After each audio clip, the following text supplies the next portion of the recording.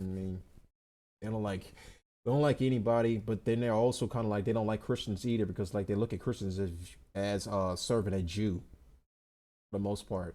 And I'm not even Christian saying this. I'm Muslim, so I'm sorry to be a conspiracy nut. I really try not to be a conspiracy because it's embarrassing, you know. But after January 6th, and just finding out the number of FBI personnel in the crowd, it's like, and I've just seen this. David Duke is a great example. Some of these are the Charlottesville rally. Yeah, had a bunch of feds there being like, "We're white supremacists. We hate the blacks. You know, use the N-word, whatever." You know, it's like that's not real. Like there is some of that going on, don't you think? I think that there's a lot of sincere people. Well, for sure. Oh, I completely agree. You know, and they're just numbskulls, and some of them are legitimately, they see the opening, that there's legitimate critique of this, and they see an opening to air out their grievances. They get a license to, they think it's okay now. And I do think it's important to differentiate and say that fundamentally, I guess the word that I would use, I've been thinking about this a lot lately, is reassurance. Because I think there's a legitimate, there is a legitimate need to reassure people. And this is kind of what I've been doing on these podcasts, that we don't want to harm anybody. We don't want to kill anybody. We don't want to harm anybody. Right. We just want to put America first. And I guess, you know, to the extent that I've been taken out of context over the years or things like that, I'm trying to set the record straight and say, you know, and I appreciate you've given me this opportunity. These are my real views. I'm not one of those haters, let's say. Yeah, well, I think people should be allowed to describe what they think. Mm-hmm. I mean, that's like a basic human. People can subscribe to racial realism and become an identitarian and realize you can understand the differences between a race and not actually hate the race, you know?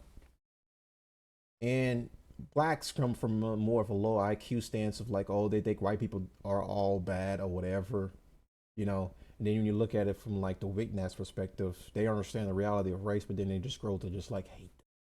And it's just like, there's racial hatred to me is a low IQ mental illness. That's what it is. I mean, like having racial hatred, real racial hatred doesn't matter what race you are. It is just a form of like,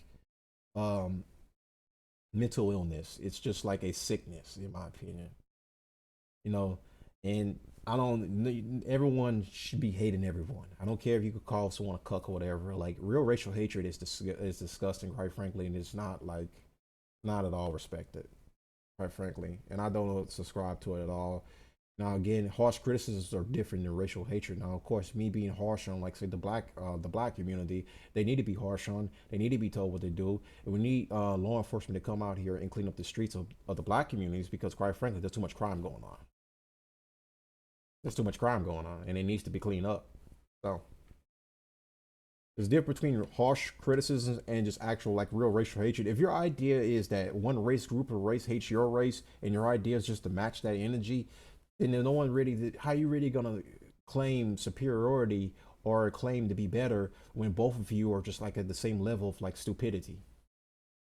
You can't make it make sense. In order to be, it's like basically like you know that old saying, fight fire with fire. In this situation, is like you don't want to fight fire with fire. You want to fight fire with water to put out the fire. Don't match the same energy. No, you be better than that. You learn to be better. It's retarded any way it goes.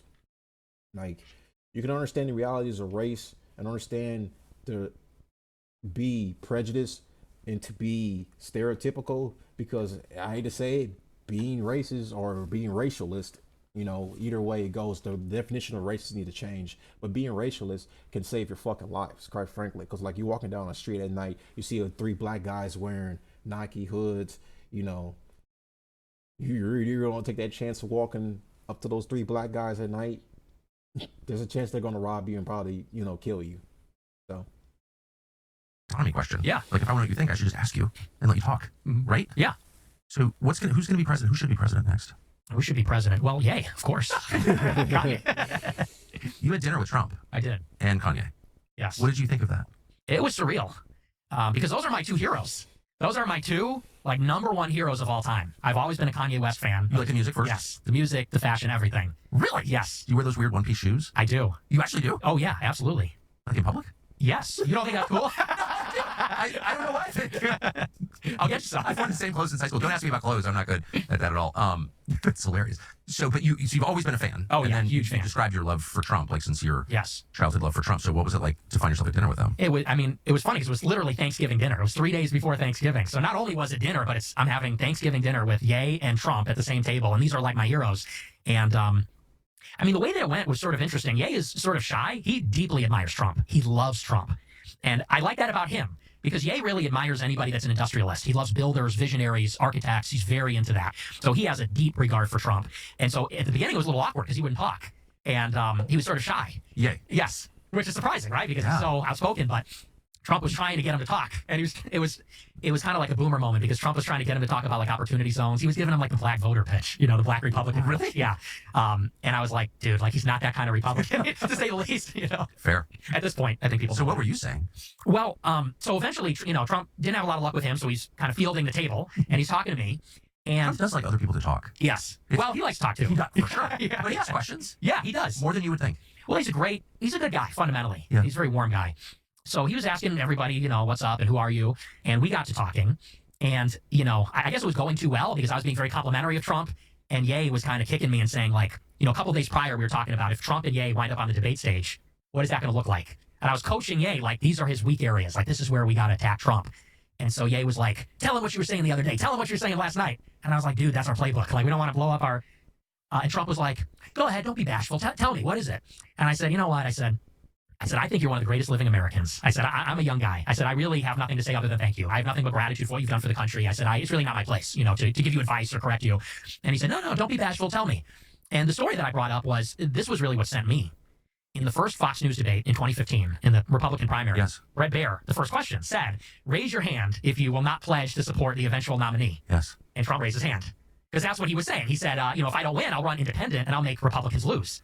And so I brought that up and I told that story and I said, I feel like what was inspiring in 16 is that you were willing to let the Republican establishment lose. Like you were serious about blowing them up, such that you were not going to say, like Pat Buchanan, who I respect, but Sam Francis acknowledged that was one of his great mistakes, was ultimately endorsing Bush. I said, it showed you were serious, you were playing to win. Because you said, I will let this Republican Party crash and burn